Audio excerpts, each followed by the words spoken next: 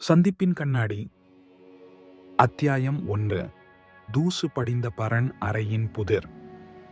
ஆர்கென்டூயில் உள்ள குடும்பத்தின் பழைய வீட்டில் காலத்தால் உறைந்த ஒரு கோவிலைப் போல பரண் அறையில் 16 வயதான ஆண்ட்வான் ஒரு மர்மமான மரப்பெட்டியை பார்த்தான். அதன் உள்ளே காலத்தால் மஞ்சள் நிறமான ஒரே ஒரு கடிதம் அவனது இதயத்தை துடிக்கச் செய்தது. அழகான கையெழுத்தில் எழுதப்பட்ட அந்த கடிதத்தின் தலைப்பில் அவனுடைய பெயரும் அரை நூற்றாண்டுக்கும் மேலான ஒரு தேதியும் இருந்தன. இந்த வார்த்தைகள் உன் கண்களை அடைந்தால் இளைஞனே என்று அந்த கடிதம் தொடங்கியது. காலத்தின் ஓட்டம் இந்த செய்தியை உன் நிகழ்காலத்தின் கரைக்கு கொண்டு வந்து சேர்த்திருக்கின்றது. ஆண்ட்வானின் மனதில் ஒரு கேள்வி எழுந்தது. கடந்த காலத்தின் மர்மத்திலிருந்து தனக்கு கடிதம் எழுதும் இந்த இன்னொருவன் யார்? அத்தியாயம் 2. காலத்தின் வழியாக ஒரு எதிரொலி. தணியாத ஆர்வத்துடன் ஆண்ட்வான் ஒரு பேனாவையும் வெற்றுத்தாளையும் எடுத்தான். தனது 13 வயது கனவுகளையும் அப்பட்டமான ஆசைகளையும் இதயத்தின் முதல் உணர்வுகளையும் அதில் எழுதி பதிலளித்தான். அந்த கடிதத்தை ஒரு மர்மமான சடங்கு போல மீண்டும் பெட்டிக்குள் வைத்தான். சில நாட்களில் ஒரு புதிய கடிதம் தோன்றியது. அதன் மை புதியது போல் தோன்றினாலும் கையெழுத்து அதேதான். உன் எதிரொலி காலத்தை கடந்து என்னிடம் வந்திருக்கிறது. இந்த பரண் அறைதான் என் புகலிடமாகவும் என் ரகசியங்களின் பெட்டகமாகவும் இருந்தது. இந்த கூட்டை நீ எப்படி கண்டுபிடித்தாய்? நீ யார்? என் குழந்தை பருவ பெயரை கொண்டவனே. நிஜம் மற்றும் நிஜமல்லாததின் கலவை ஆண்ட்வானின் அமைதியான வாழ்க்கையை தொந்தரவு செய்தது. அத்தியாயம் 3. கோடைக்கால கனவுகளும் முதல் விரிசல்களும். அடுத்த கடிதங்கள் வயதான ஆண்ட்வானின் இளமையை பற்றியவை. அதே ஆர்கென்டூய் வீட்டில் அவன் கழித்த பிரகாசமான கோடை காலங்கள், சூரிய ஒளியில் நனைந்த தோட்டத்தில் விளையாடிய நினைவுகள், மரப்பட்டைகளில் பொறிக்கப்பட்ட நட்பின் உறுதிமொழிகள் என அனைத்தையும் விவரித்தான். ஒரு ஓவியராகவும் தனது தீவிரமான ஆசையை அவன் ஒப்புக்கொண்டான். ஆனால் வாழ்க்கையின் கட்டுப்பாடுகளால் அந்த தீ மெதுவாக அணைந்துவிட்டது. இளமாண்டுவான் அந்த படைப்பு தாகத்தில் தன்னை அடையாளம் கண்டு கொண்டான். ஆனால் அந்த கடிதங்களின் வரிகளுக்கு இடையே ஒருவிதமான வருத்தத்தையும் உணர்ந்தான். அத்தியாயம் 4. குடும்ப பாரம்பரியத்தின் இரகசியமான தொடர்பு. 70 வயதான ஆண்ட்வான் AM என்ற முதல் எழுத்துக்களுடன் ஒரு சிறிய இதய வடிவிலான வெள்ளி பதக்கத்தை துல்லியமாக விவரித்தான். அதை அவன் அடர்ந்த சிவப்பு ரோஜா பூச்செடியின் அடியில் புதைத்து வைத்திருந்தான். அந்த குறிப்பை பின்பற்றி ஆண்ட்வான் தோட்டத்தில் தேடி அதே இடத்தில் அந்த பதக்கத்தை எடுத்தான். AM என்பது அவனுடைய தாய் வழிபாட்டியின் முதல் எழுத்துக்கள் என்பதை அவன் நினைவில் கொண்டான். அவனுடைய படைப்பு ஆர்வங்களுக்கு எப்போதும் ஆதரவளித்த ஒரு இனிமையான பெண் அவள். ஒரு கண்ணுக்கு தெரியாத நூல் இரு ஆண்ட்வான்களையும் தலைமுறைகள் கடந்து இணைத்தது. அத்தியாயம் 5. முடிவெடுக்கும் தருணங்களும் நிலையான வருத்தங்களும். கடிதங்களின் தொனி இருண்டது. வயதான ஆண்ட்வான் அவனுடைய இளமையில் ஒரு முக்கியமான திருப்புமுனையை பற்றி எழுதினான். அவனது கலை ஆர்வத்திற்கு பதிலாக பகுத்தறிவு மற்றும் நிதி பாதுகாப்பின் அடிப்படையில் ஒரு வாழ்க்கை தேர்வை அவன் எடுத்தான். பின்னோக்கி பார்க்கும்போது அந்த முடிவு ஒரு அடிப்படை தவறு, உள்ளுக்குள் புதைந்திருக்கும் அதிருப்தியின் ஆரம்பம் என்று அவனுக்கு தோன்றியது. ஆண்ட்வான் தனது எதிர்காலத்தை பற்றிய தயக்கங்களை இந்த கடிதங்கள் எதிரொலித்தன. வயதான ஆண்ட்வான் தனது இலட்சியங்களை நடைமுறைக்கு பலியிடுவதற்கு எதிராக இளையவனை எச்சரித்தான். அத்தியாயம் 6. காலத்தால் திருடப்பட்ட ஒரு புகைப்படம். மஞ்சள் நிறமான ஒரு உரையில் இருந்து ஒரு செபியா நிற புகைப்படம் நழுவியது. கனவு மற்றும் சோகமான கண்களை கொண்ட ஒரு இளைஞன், இளமையான தோற்றம் இருந்தும் ஒருவிதமான தீவிரத்துடன் ஆர்கென்டூய் வீட்டின் பழக்கப்பட்ட முகப்பில் நின்று போஸ் கொடுத்திருந்தான். அதன் பின்புறத்தில் கையால் எழுதப்பட்ட ஒரு குறிப்பு. ஆர்கென்டூய் 1958 கோடை. ஆண்ட்வானுக்கு ஒரு அதிர்ச்சி ஏற்பட்டது. அந்த இளைஞன் அவன்தான். ஆனால் 54 வருடங்களுக்கு முன்பு அவனுக்கு ஒரு குளிர்ந்த சிலிர்ப்பு ஏற்பட்டது.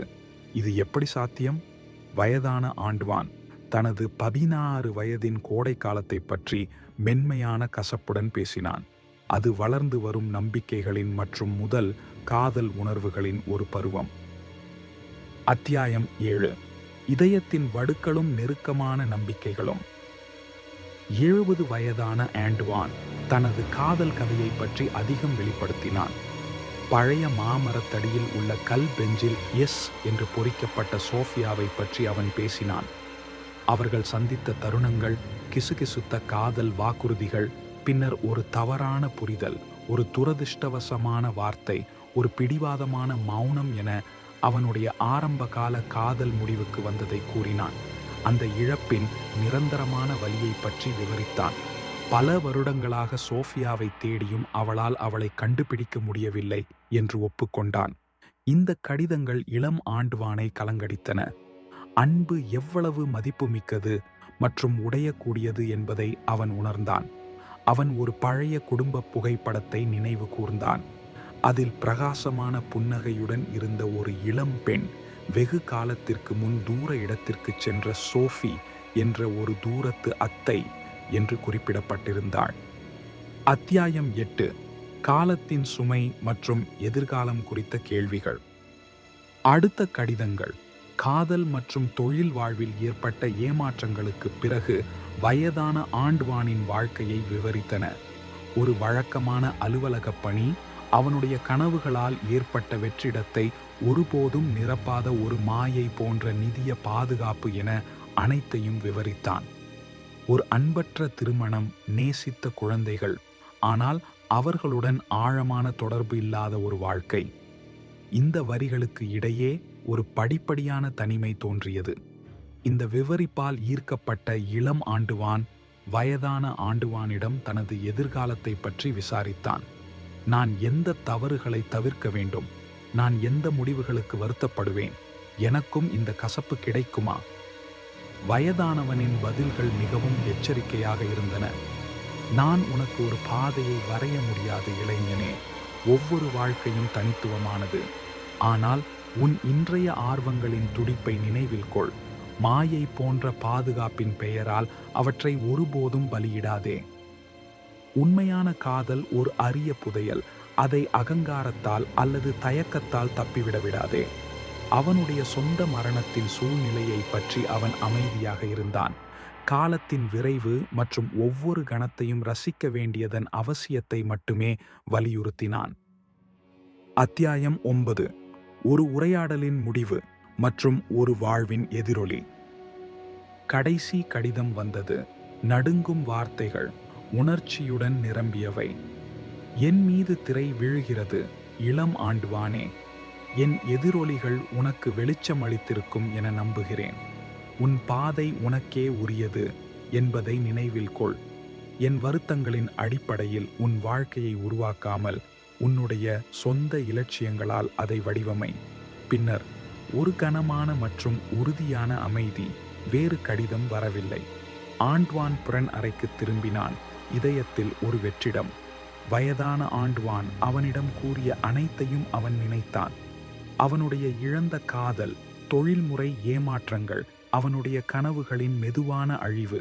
அந்த மனிதன் ஒரு அந்நியன் அல்ல, ஆனால் அவனுடைய சொந்த எதிர்காலத்தின் ஒரு சாத்தியமான பதிப்பு.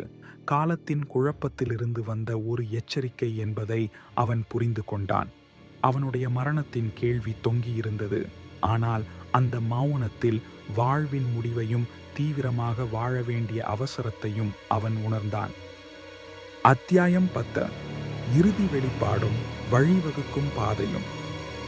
ஆண்ட்வான் அனைத்து கடிதங்களையும் புகைப்படங்களையும் அவனுடைய கைகளில் இருந்த குளிர்ச்சியான பதக்கத்தையும் கடைசியாக ஒருமுறை படித்தான். மெதுவாக ஒரு குழப்பமான உண்மை அவனுக்குள் தோன்றியது. தனது வறண்ட சந்தோஷங்கள், அணைந்து போன காதல்கள் மற்றும் கசப்பான வருத்தங்களுடன் கூடிய 70 வயதான ஆண்ட்வான் காலத்தின் கண்ணாடியில் அவனுடைய சொந்த பிம்பத்தை தவிர வேறில்லை. அந்த பெட்டி ஒரு சாதாரண கொள்கலன் அல்ல, ஆனால் ஒரு கான்டுவேட், ஒரு பாலமாக இருந்தது. ஒரு ஆழமான புரிதல் அவனை சூழ்ந்தது. அவன் கைகளில் வைத்திருந்தது ஒரு வாழ்க்கையின் கதை மட்டுமல்ல, அவனுடைய சொந்த வாழ்க்கையின் சாத்தியக்கூறுகள் மற்றும் ஆபத்துகள் பற்றிய ஒரு கடுமையான விழிப்புணர்வு. அந்த மர்மம் கலைந்துவிட்டது. ஒரு தீவிரமான உள்நோக்கம் மற்றும் கடந்த காலத்தின் அச்சுறுத்தல்களால் வேட்டையாடப்படாத ஒரு எதிர்காலத்தை உருவாக்கும் பொறுப்பு ஆகியவற்றிற்கு இடமளித்தது.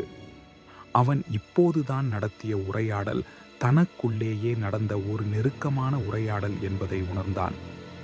அது வாழ்ந்த ஒரு வாழ்க்கையின் எதிரொலிகள் மற்றும் வரவிருக்கும் வாழ்க்கையின் நம்பிக்கைகளால் வழிநடத்தப்பட்டு அவனுடைய சொந்த விதியை வடிவமைக்க ஒரு அரிய வாய்ப்பு. அவன் பரண் அறையை விட்டு வெளியேறினான், புதிய பார்வையுடன், ஒரு தவிர்க்க முடியாத முடிவின் சோகத்தை அல்ல, மாறாக அவனுடைய நான் அவனுக்கு கொடுத்த நிழல்களை தவிர்த்து அர்த்தமுள்ள மற்றும் அன்பான ஒரு வாழ்க்கையை உருவாக்கும் உறுதியுடன். முடிவுரை.